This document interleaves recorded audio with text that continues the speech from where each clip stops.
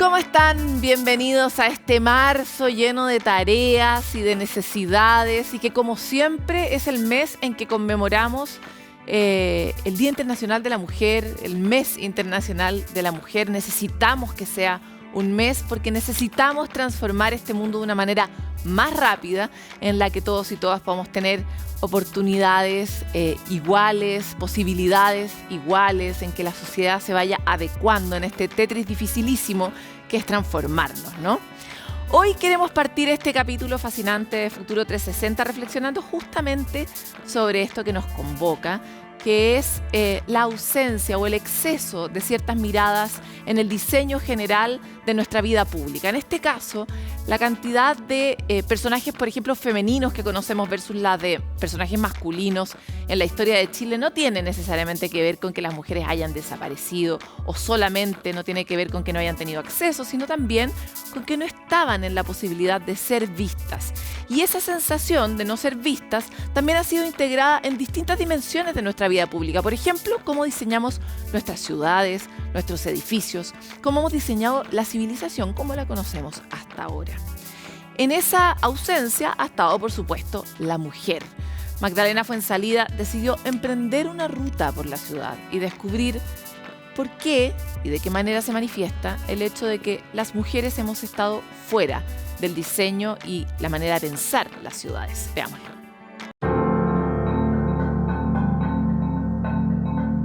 La ciudad cuenta nuestra historia. Está en la gente, está en los edificios, en las calles y hasta en los monumentos. Pero hay un detalle. ¿Te has parado a pensar que la mayoría de las calles que transitamos tienen nombre de hombre? En Chile, por cada calle con nombre de mujer, hay 5 con el nombre masculino. Por eso quisimos ir a comprobarlo e hicimos el ejercicio de ir a la calle con Francisca. Ella es socióloga de Vértice Urbano, un grupo transdisciplinario de mujeres dedicadas al estudio de lo urbano y territorial con perspectiva feminista. Hola Francisca, ¿cómo estás? Bien, feliz de hacer este ejercicio contigo. Genial, ¿te parece si vamos caminando? Vamos caminando. Creo que todos nos hemos dado cuenta de que, por ejemplo, viendo el nombre de las calles, también los monumentos, que no hay mucha representatividad femenina ahí, ¿no? Sí, nosotras como Vértice hicimos una investigación sobre eso. Buscamos el nombre de calle a nivel nacional, de monumentos, aeropuertos, zonas típicas. Claro, nos dimos cuenta que el 14% de los nombres de estos lugares llevaban por nombre algún personaje femenino de la historia del país. Bueno, y estamos en Paseo Bulnes, ¿no? Claro, un militar del Partido Conservador. Y bueno, las calles que componen también las arterias de la capital llevan por nombre en general a personajes políticos hombres, ¿no? De hecho, si es que vemos este mismo monumento, es un hombre religioso, ¿no? Claro, Fray Camilo Enrique, aquí intervenido. Quería preguntarte sobre la importancia de hablar sobre estos temas, porque podría ser un detalle, ¿no? El decir, ya hay algunas calles con nombres de mujeres, algunos monumentos, porque es importante evidenciarlo. Hay que partir de que la ciudad no es un espacio neutro, se construye, es dinámico y bueno, los nombres y las representaciones son parte de eso, ¿cierto? El mismo hecho que hayamos visto una escultura intervenida da cuenta de esa inconformidad respecto al espacio y que es una inconformidad que tiene que ver con que no nos sentimos parte de esta historia. Una historia que pareciera no haber sido escrita por y con mujeres. Jane Austen, una de mis autoras favoritas, escribió en una de sus obras, en Persuasión, Anne, que su protagonista dice, ¿no? El único privilegio que han detentado siempre los hombres es ser narradores de su propia historia.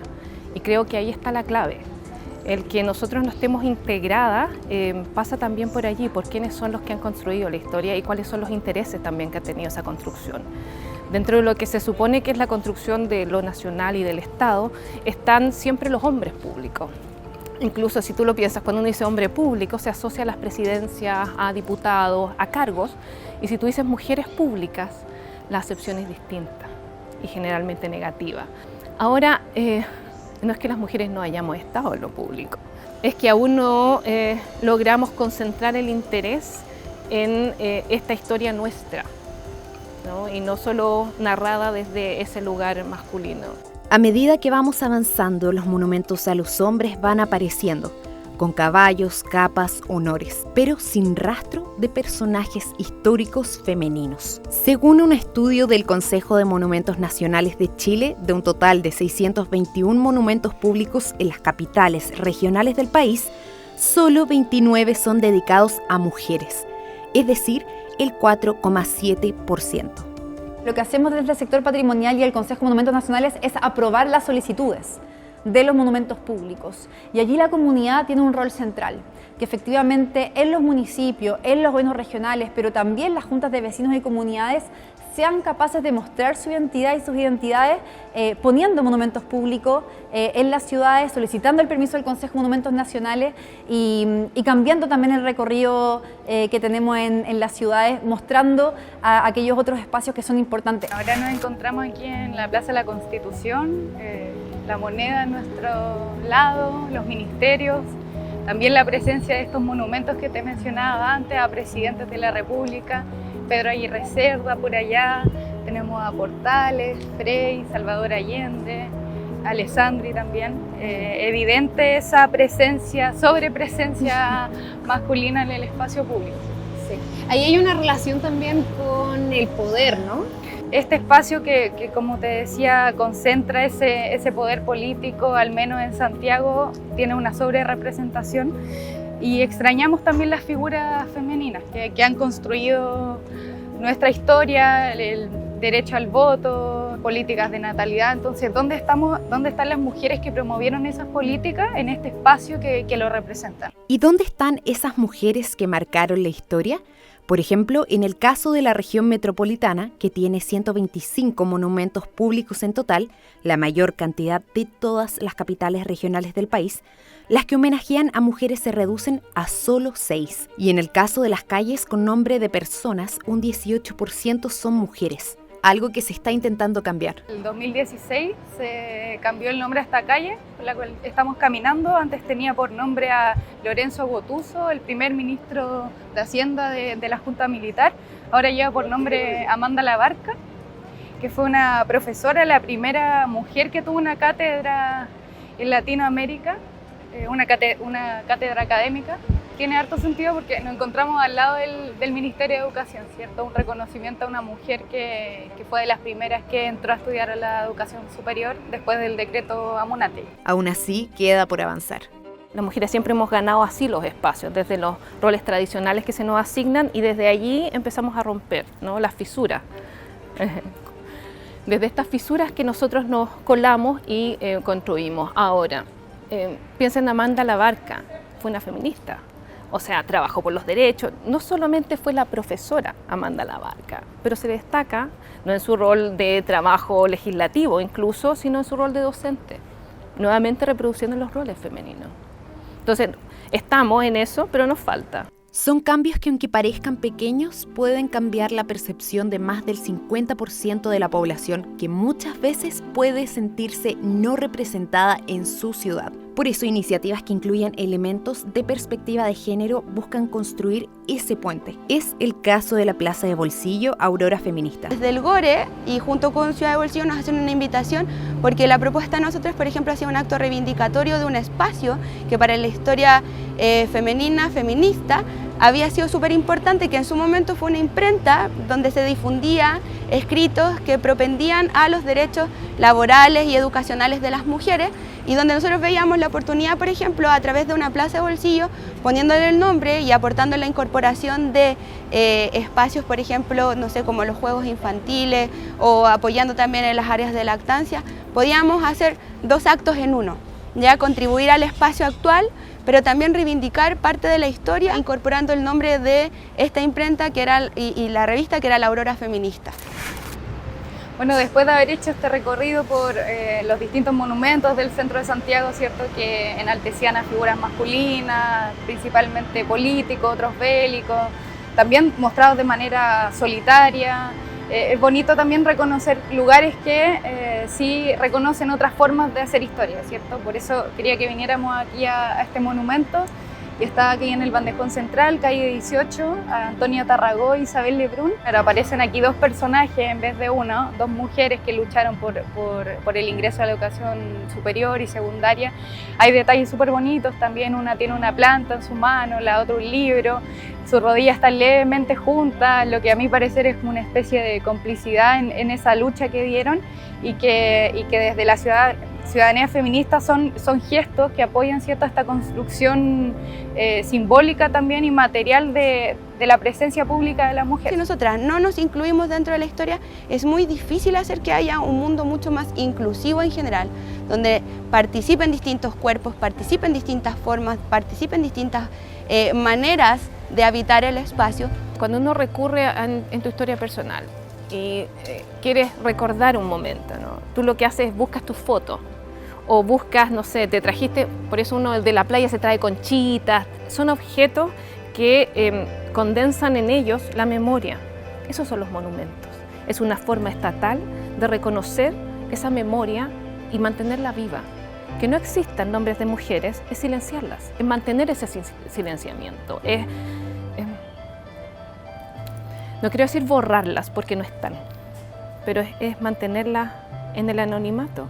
Un ejercicio que nos ayuda a ver las dinámicas de la ciudad, cómo está construida y poder empezar a imaginarnos cómo queremos que sea este espacio. La ciudad puede ser moldeable para que todos y todas nos sintamos parte.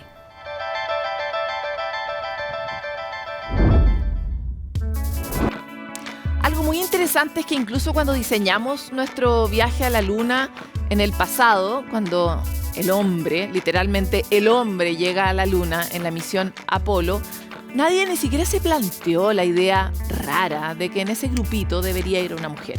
Sin embargo, han pasado tantos años, y no solo por una cuestión de justicia, sino por una cuestión práctica, es evidente que el siguiente viaje a la Luna necesita una mujer a bordo. ¿Por qué? Bueno, miles de razones. Primero, porque necesitamos tener muchas mentes pensando los problemas de, por ejemplo, cómo habitar esa base en la Luna, de qué manera esa base va a poder proyectarnos hacia eventualmente una llegada a Marte e instalarnos ahí como civilización, quién sabe, cómo podríamos diseñar una vida civilizatoria sin las mujeres. La NASA lo tiene clarísimo y por lo mismo la primera mujer que va a pisar la Luna es Christina Koch. Nosotros hemos decidido avanzar en esta ruta de conocer mejor a esta mujer, personaje que va a devolverle a las miles y miles de mujeres científicas que no pudieron pisar la Luna este hito que simboliza una nueva etapa de la civilización. Queremos conocer más en el informe de Miranda Aspe.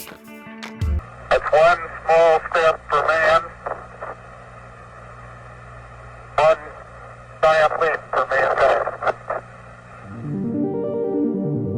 Más de 50 años tuvieron que pasar para que por primera vez una mujer fuera elegida para ir a la Luna. La especialista de la misión, Christina Hammock Cook. Me pregunté, ¿podría sentarme en una mesa y presentarme como alguien que pueda hacer esto bien? Y pensé, voy a intentarlo. Ingeniera eléctrica y física, Christina Hammock Cook es la profesional seleccionada por la NASA para orbitar el satélite natural y posteriormente volver a su superficie, en el contexto de la misión Artemis II.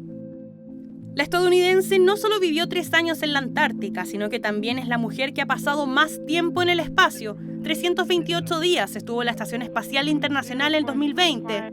Misión en la que viajó 223 millones de kilómetros, el equivalente a 291 viajes de ida y vuelta desde la Tierra a la Luna.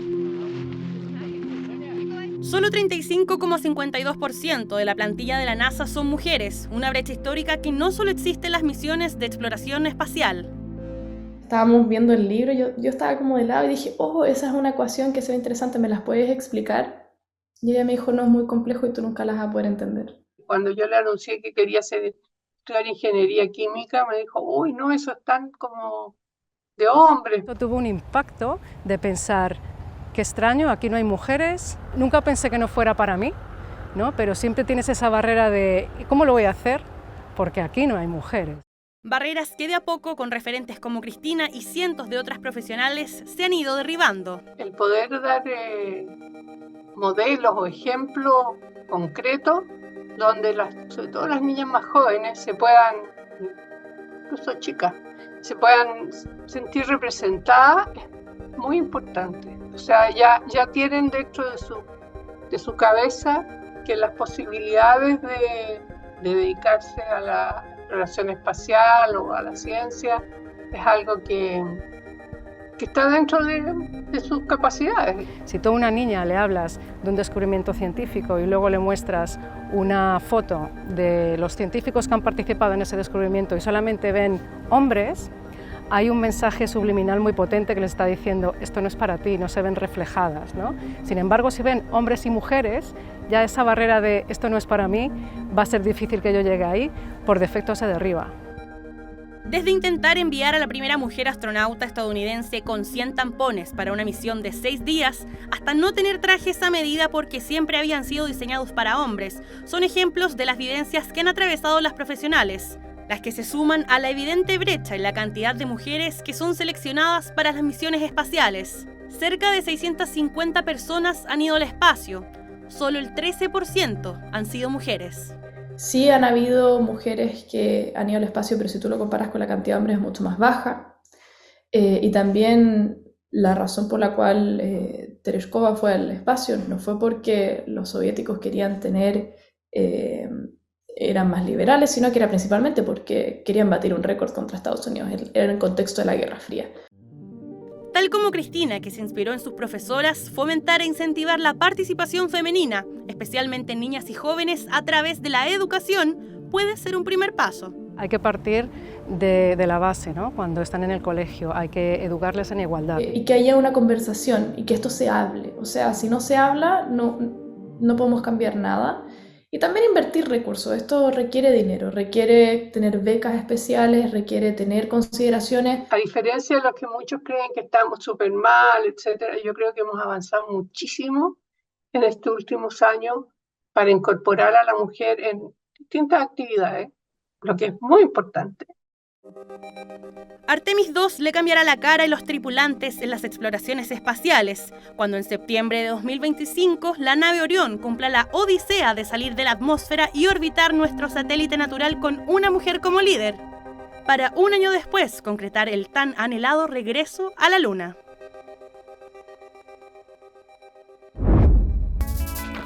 Nos vamos literalmente volando a una pausa, pero ya volvemos con más.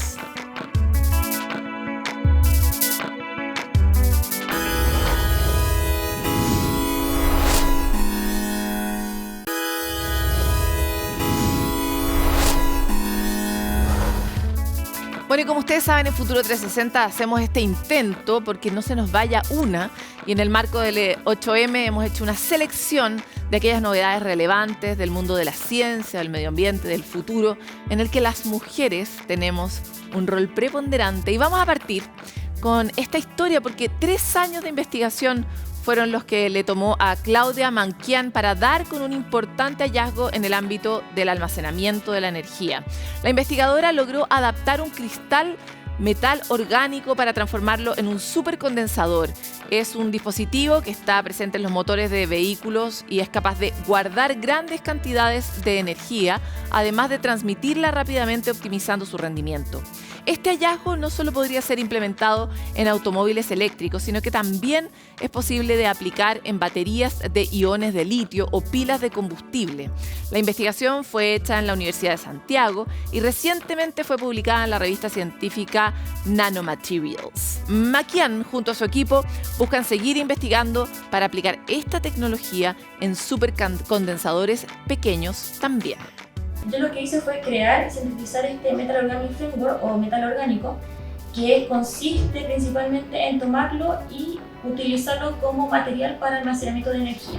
En este caso serían los supercondensadores. ¿Y qué son los supercondensadores? Son dispositivos de almacenamiento que, a diferencia de las baterías convencionales, entregan la energía de manera muy rápida. Un ejemplo de esto son los autos que tienen este sistema de start-stop, en el cual consiste en que yo voy andando y en un semáforo se detiene el auto, se apaga el motor, pero si yo aprieto el acelerador, este continúa, se enciende y continuamos con nuestro viaje. Lo que enciende en ese momento el vehículo es un supercondensador, entonces no ocupo la energía de la batería y hago que mi auto simplemente avance.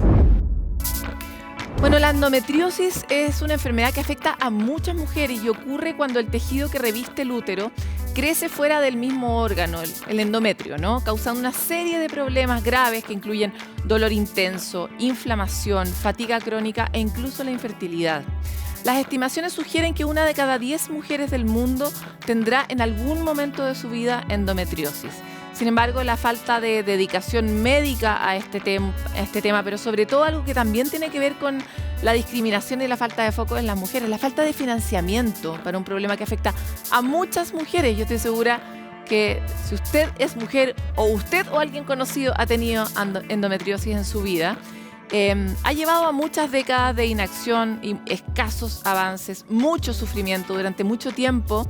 Los médicos en el contexto como de la consulta ginecológica creían que esto era más bien una exageración del dolor femenino. Es difícil entender cómo es el dolor cuando uno no es mujer, ¿verdad?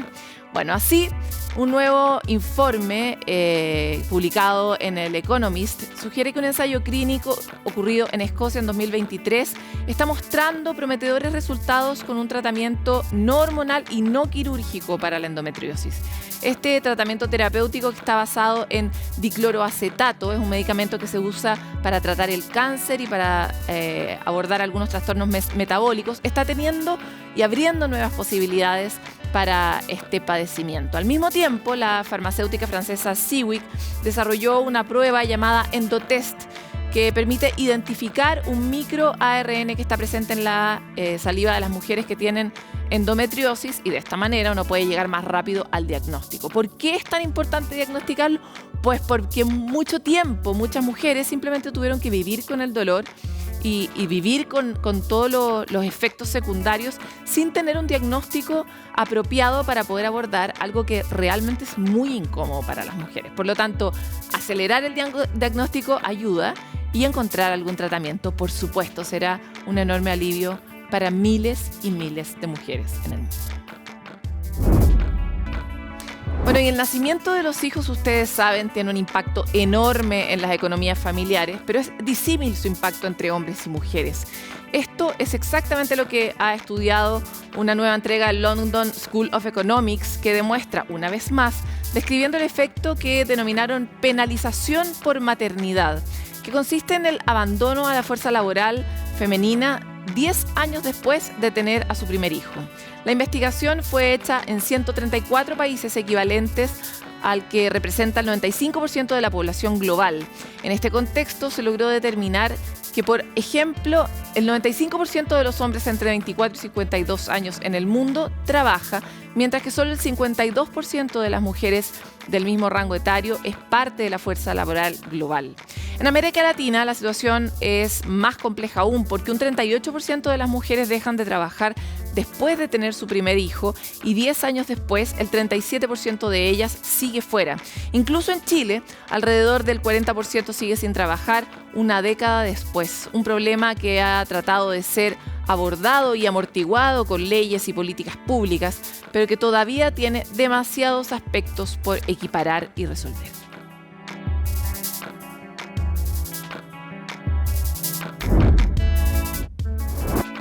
Bueno, y algo que tiene mucha relación con el tema que hablábamos recientemente fue el Premio Nobel del año pasado de Economía, que fue adjudicado a Claudia Goldin en 2023. Es una economista académica estadounidense que se convirtió en la tercera mujer en recibir este reconocimiento y la única en todos los años de los premios Nobel en recibirlo sola. Pero por una razón ella lo recibió sola, en parte porque su investigación fue muy consistente a lo largo de mucho tiempo, pero por supuesto que no la hizo sola, también tiene un valor simbólico.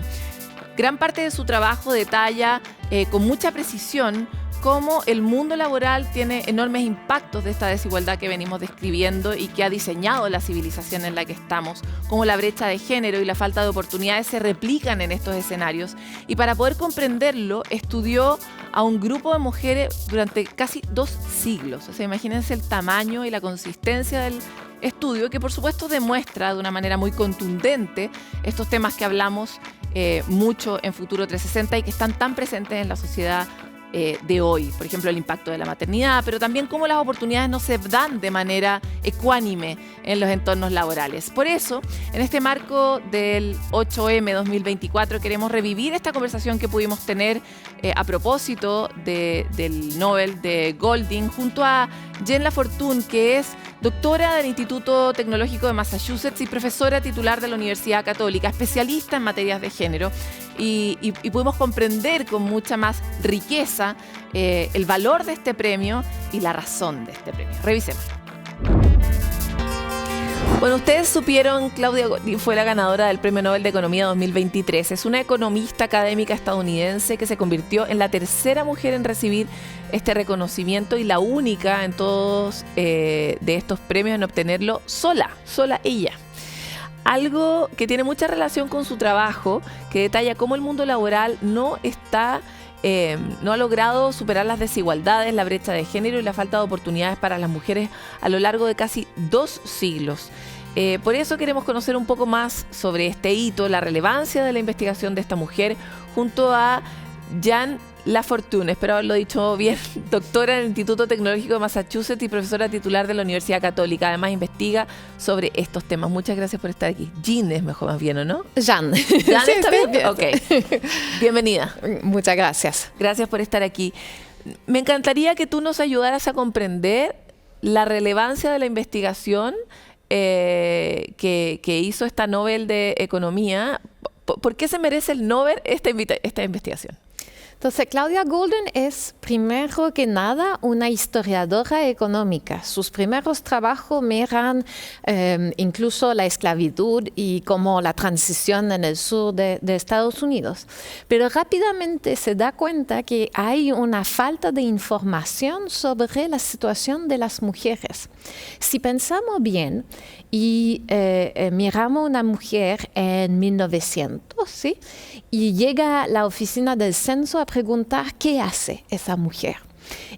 Muy probablemente se está quedando en casa, en una zona rural, y trabaja en la granja, pero muy probablemente cuando la van a clasificar van a decir que es dueña de casa, ¿sí? Y entonces se va a invisibilizar su rol económico, dado los datos que vamos a tratar de mirar. Entonces, lo primero que Claudia hace es ser capaz de ir a buscar fuentes de información para entender cuál era el rol económico de la mujer a través de los años. Y la primera cosa que nos damos cuenta es que realmente esa idea que las mujeres no trabajan es una cosa relacionada más que nada a las mujeres casadas, las mujeres solteras en todos los años, en los últimos 150 años, han trabajado con una fracción más o menos similar. Entonces, lo que Claudia habla es de esa dificultad que tienen las mujeres, en particular las casadas con niños, a combinar su rol en casa con su participación en el mercado laboral. Y nos indica cuál pueden ser la fuente de esa fricción, de esas razones por las cuales las mujeres están menos presentes y cómo eso cambia en el tiempo. ¿Y cuáles han sido esas fuentes y cómo ha cambiado en el tiempo? Entonces, hay en un libro que Claudia tiene una frase que a mí me encanta. Dice que al inicio del siglo XX las mujeres tenían que elegir entre familia o carrera. Después, las mujeres hicieron familia y después carrera. Eso fue una de las primeras cosas que Claudia descubrió, que las mujeres de la época nacida en los 30, una vez que son niños ya entran al colegio, etcétera, esas mujeres sí entran O sea, pasamos de una opción como binaria a una cosa más bien en tándem, una cosa primero y después la otra. Exactamente, secuencial. Después pasamos a otro secuencial que es... la superposición de ambos. La carrera primero y después tres familias, que son la generación de los 70 más o menos. Y hoy día tenemos una generación que trata de combinar las dos cosas. Entonces, la primera cosa que Claudia identifica es que parece que la maternidad en sí misma es la fuente de esa brecha que se abre.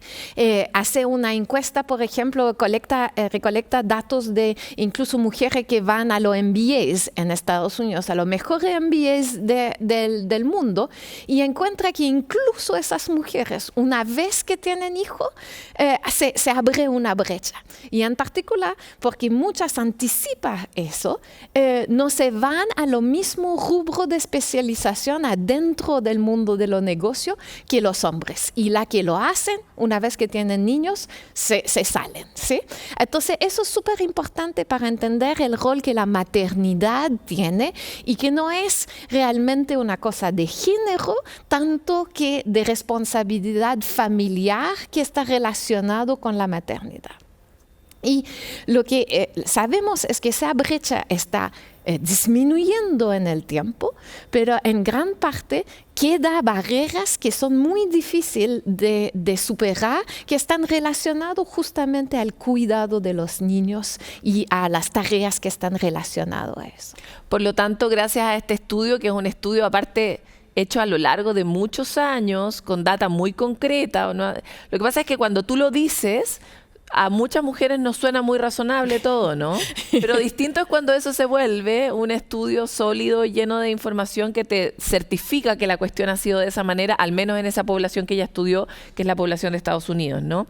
Pero sirve también como un buen manual para poder saltarse la brecha o poder mejorar las políticas, ¿no? Entonces, una de las cosas que Claudia ha enfatizado es que el mundo del trabajo tiene que cambiar y es posible que cambie. No tenemos que pensar que es algo que es fijo en el tiempo y que no hay manera de cambiarle. Ella enfatiza, por ejemplo, lo que pasó en el mundo de la ginecología.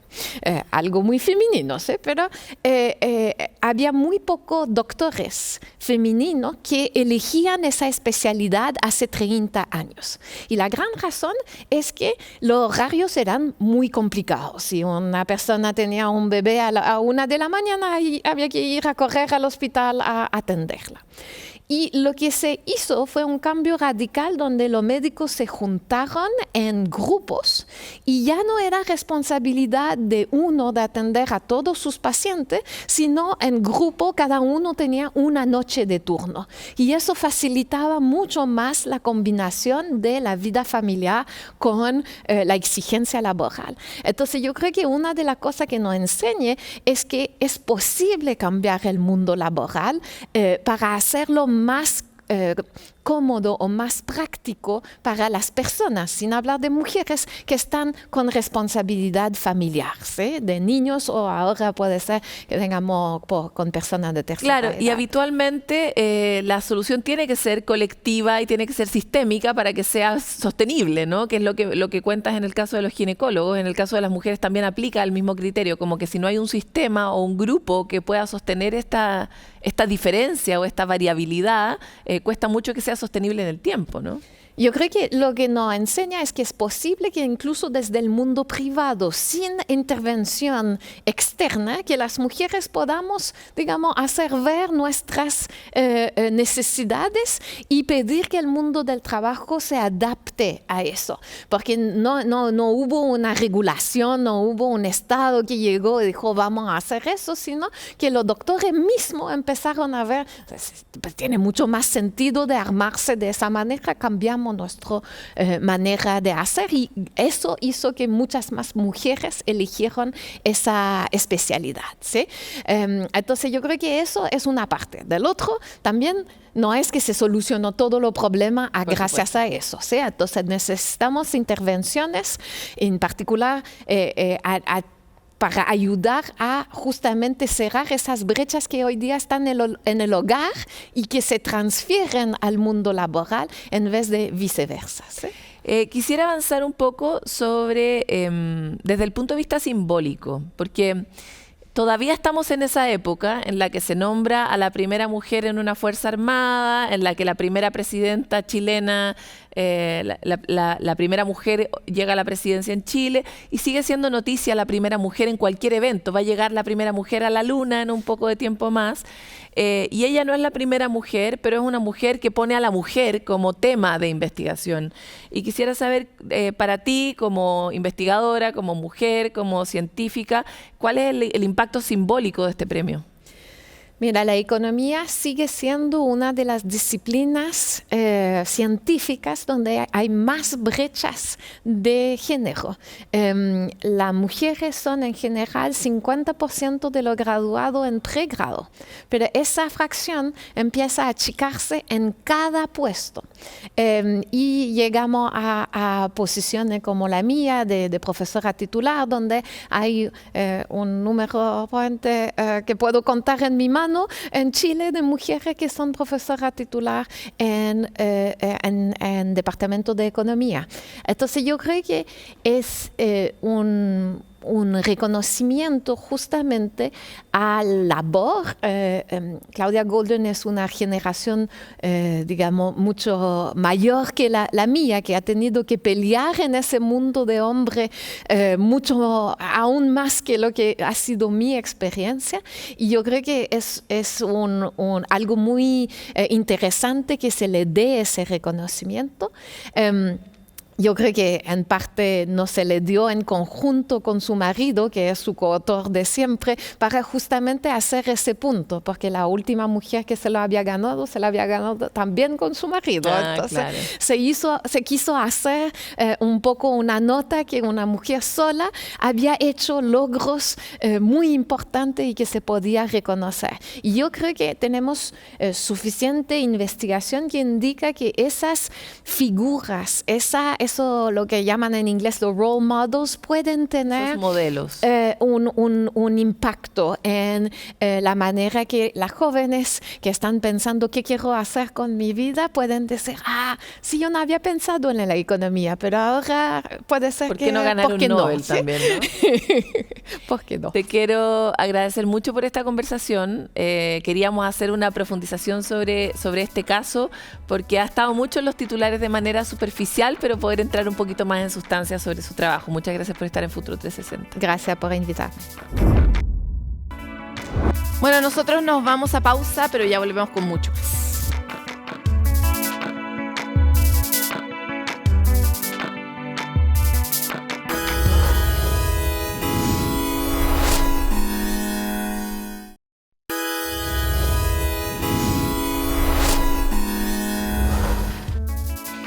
Y según un estudio publicado en la revista The Lancet, Chile fue uno de los países que registró un mayor incremento a nivel global de personas viviendo con obesidad y sobrepeso desde 1990 hasta 2022. ¿Por qué somos un país tan proclive a esta enfermedad? ¿Cuáles son las principales causas? Estas son algunas de las preguntas que Ignacia Sánchez nos cuenta en el siguiente informe. Una realidad alarmante es la que vive Chile respecto a la obesidad. Más de la mitad de la población adulta vive con esta enfermedad, situando al país en una posición crítica a nivel sudamericano y mundial. Un problema que podría llevar a las personas a desarrollar otras enfermedades aún más graves. La obesidad es una enfermedad y eso debemos recordarlo porque muchas veces se considera más bien una condición. Sin embargo, se sabe que es una enfermedad porque está asociada a complicaciones. La composición corporal es lo que determina cuál es el estado de obesidad de la persona. Lleva a mayor riesgo desde el punto de vista, por ejemplo, cardiovascular, a tener mayor eventos de accidente cerebrovascular, a mayor riesgo de infartos, pero en la parte metabólica, un paciente con exceso de peso tiene mayor probabilidad de hígado graso, lo cual va a llevar a cirrosis, un mayor riesgo de diabetes tipo 2, dislipidemia, hipertensión y no olvidarlo que la obesidad es una causante de muchos tipos de cánceres que hoy en día son bastante prevalentes. A nivel global, Chile ocupa el puesto 34 con un porcentaje promedio de obesidad del 38,9% según un análisis realizado por YouGov para Alurion. ¿Pero qué explica esto? El aumento del apetito generalmente va escalando, ya que se necesita, como en el proceso de las adicciones, cada vez más estímulo para tener gratificación. Y esto hace que, por supuesto, una persona con temas de obesidad tienda a escalar esta conducta a pesar de entender que no quiere, que le hace mal. Según el mismo estudio, un 96% concuerda en que la obesidad afecta tanto al cuerpo como a la mente. La ansiedad y el estrés pueden ser parte de la vida diaria de las personas con esta enfermedad. Es por eso que es clave que el manejo de esta sea con equipos multidisciplinarios que, además de gastroenterólogos y nutriólogos, contemplen ayuda psiquiátrica y psicológica. Ver de qué manera se ayuda a regular el tema de la impulsividad, a tener más estabilidad emocional, a controlar síntomas depresivos, ansiosos. De todas formas, aunque sabemos que puede ser difícil, existen tips nutricionales para controlar la ansiedad. Tenemos, por ejemplo, el no saltarse comida. ¿Ya? Si uno se salta comidas principales, lo único que va a generar es que tu cuerpo no esté recibiendo la energía suficiente que necesita para funcionar. Uno lo puede traducir en comer lo que más le gusta, en lo que esté a mano, en lo que quiera comer, un chocolatito, una golosina, etc. Entonces eso como primer punto. Segundo punto, que siempre tus comidas principales contengan proteínas y grasas saludables. Te van a generar como una saciedad por más tiempo y no van a estar con esta necesidad constante de que quiero volver a comer algo. Y como tercer tip importante, yo te diría que ojalá ayudar a ir trabajando en limpiar la alimentación, ¿ya? Es decir, evitar alimentos procesados en general, utilizar alimentos mucho más limpios, más naturales, que eso van a permitir que tu metabolismo y todo como la respuesta hormonal esté funcionando mucho más tranquila. Aquí entra otro problema. Existe la creencia que comer más sano es más caro, pero la realidad es que muchas veces se confunde una alimentación saludable con dietas restrictivas o tener que comprar alimentos de mayor precio. Un poco ir cambiando este concepto de que el comer más saludable significa comer como alimentos que son como rebuscados o comer alimentos que los encuentras solos en cierto lugar, sino que es volver a comer como comían los abuelitos al final, como comíamos como en tiempos pasados y quitar como lo industrializado. Entonces yo te diría que no sería más caro si es que tenemos el concepto correcto de que al final tenemos que volver a una alimentación como más natural. Los cambios en el estilo de vida son claves. Existen 7 factores que debemos manejar para mantener nuestro bienestar. Ya hablamos de la alimentación y la regulación de la ansiedad y el estrés, pero también son importantes la actividad física, el descanso, el contacto con la naturaleza, la exposición a toxinas y las relaciones interpersonales. Todo lo que ocurre en el organismo, yo siempre le digo a mis pacientes que no le podemos echar la culpa a una cosa en particular, ¿ya? Sino que es algo que van a influir millones de factores, algo multifactorial todo lo que pasa. Esto tiene que ser un cambio que nos lleve a pensar en el bienestar de toda la sociedad, de toda la familia, de todo el conjunto. Siempre recordar que no se debe hablar del cuerpo de las personas. Abordar la obesidad no solo es un desafío de salud pública, sino un problema multidimensional que requiere un enfoque integral, donde lo importante es ser constante y no buscar la perfección.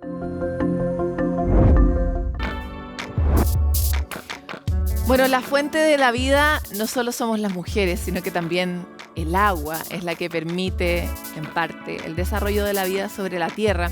Y es por eso que en los más de 6.000 kilómetros de territorio continental, la Dirección General de Aguas tiene 80 estaciones de monitoreo debido a la importante y preocupante pérdida de estos entornos donde se conserva el agua a propósito de la crisis climática y de otro tipo de intervenciones como las humanas que siempre meten la cola, ¿no? Camila Guía acompañó a uno de los equipos de mantenimiento para ver cómo se realiza este trabajo en terreno, cuáles son sus resultados y cuáles son sus principales condiciones y circunstancias para que podamos comprender la relevancia de este trabajo. Estamos por subirnos a este helicóptero para acompañar al equipo de glaciología, hidrología y nieves de la Dirección General de Aguas, quienes van a realizar una mantención a las estaciones de monitoreo climático que estará a más de 4.000 metros de altura. Tras 20 minutos de vuelo llegamos al glaciar Juncal Sur, en la comuna de San José de Maipo. Llegamos al glaciar Juncal Sur, acá en la región metropolitana, estamos aproximadamente a 4.000 metros de altura y este es el glaciar más grande de la región con aproximadamente 24 kilómetros cuadrados. Y acá mismo está la primera estación de monitoreo climático. Esta estación es realmente importante por el lugar donde se encuentra. Estamos en una zona muy cercana, por lo que pueden ver al glaciar, y estamos monitoreando variables esenciales del clima. Entrega todos los datos necesarios para poder, en conjunto con otras estaciones de nuestra red, ver cómo se está comportando el clima en esta zona, en la zona de los glaciares. Nos mide variables como radiación solar, velocidad, dirección de viento, temperatura, humedad del aire, altura de nieve y presión atmosférica. Y precipitación, el pluviómetro que tenemos allá también mide precipitación líquida y sólida. Son estos artefactos de la estación de monitoreo los que permiten tener los datos actualizados cada una hora. Antena transmite los datos que estamos registrando, los transmite en línea al satélite. Transmite datos cada una hora, los cuales son recibidos en Santiago, y los tenemos en datos en línea. Es a través de estos datos y de las visitas semestrales que Jorge y Diego han podido ver el avance de la crisis climática en esta zona. Estamos aproximadamente unos 4.000 metros sobre el nivel del mar, son las 9:30 de la mañana y debiésemos tener o 0 o menos 0 grados en este momento. Estamos alrededor de los 5 grados, como dice Diego, y probablemente a medida que vayamos avanzando en el día va a ir aumentando. En general, lo que hemos visto es que todos los glaciares se encuentran, casi todos, no voy a hablar por todos, pero todos los glaciares se encuentran retrocediendo, perdiendo su masa de agua, perdiendo su cantidad de hielo, y estos tipos de estaciones nos han mostrado cómo también ha habido un aumento de temperaturas en las zonas altas de la cordillera y cómo las precipitaciones o la acumulación nimal también ha ido en disminución. Una de las tareas de la Dirección General de Agua es generar el inventario público de glaciares. En este se categorizan y caracterizan todos los glaciares que se ubican en el país. El último es del año 2022 y determina que existen más de 26.000 glaciares en todo el territorio nacional que ocupan cerca del 2% de este. Previo al inventario de 2022 estaba el de 2014. Si los comparamos, podemos ver que en el de 2014 hay menos glaciares de lo que hay en el 2022. Y esto no es precisamente porque los glaciares se estén reproduciendo, sino que con el efecto de la crisis climática y el aumento de las temperaturas, estos cuerpos de hielo se van fracturando. Y en la categorización y caracterización, si los podemos ver, se cuantifica como si hubiera muchos más, pero en realidad es solo el efecto de la crisis climática. Terminadas las labores en esta estación meteorológica, nos trasladamos hasta la del Valle Olivares, no sin antes tener una última vista aérea del glaciar Juncal al Sur.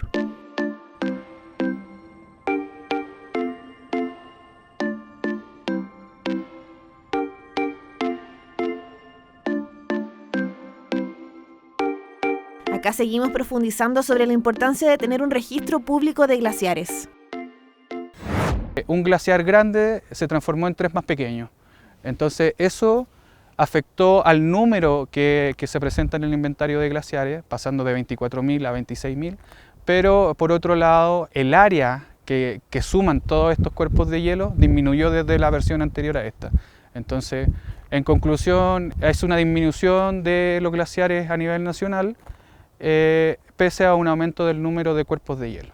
La proyección no es buena en ese sentido porque hemos seguido viendo que la precipitación en invierno no está acumulando suficiente nieve para que se mantenga durante el periodo estival y esta aporte al glaciar transformándose en hielo después de un periodo y por lo tanto los glaciares no están creciendo en ningún sentido, sino que más bien están disminuyendo. La mantención de las estaciones de monitoreo se hace 2 veces al año, mientras que el informe público de glaciares cada 8. El próximo será clave, porque nos permitirá conocer cómo ha avanzado la crisis climática a partir del deterioro de estas vitales masas de agua. Hasta aquí llegamos con este capítulo de Futuro 360. De verdad, les enviamos colectivamente todas las energías cósmicas, las radiaciones que sean necesarias para poder enfrentar este año que se viene muy difícil en todos los ámbitos que nos toca cubrir. En materia científica va a ser un año de mucha novedad, en materia medioambiental vamos a tener demasiadas tareas, todas las que quedaron pendientes de los años previos y las que se van acelerando a propósito justamente del aceleramiento de la crisis climática. Tenemos mucho que contarles, encuéntrense con nosotros a través de todas nuestras plataformas que están disponibles para escucharlos y responderles y nos vemos pronto en otro capítulo de Futuro 360.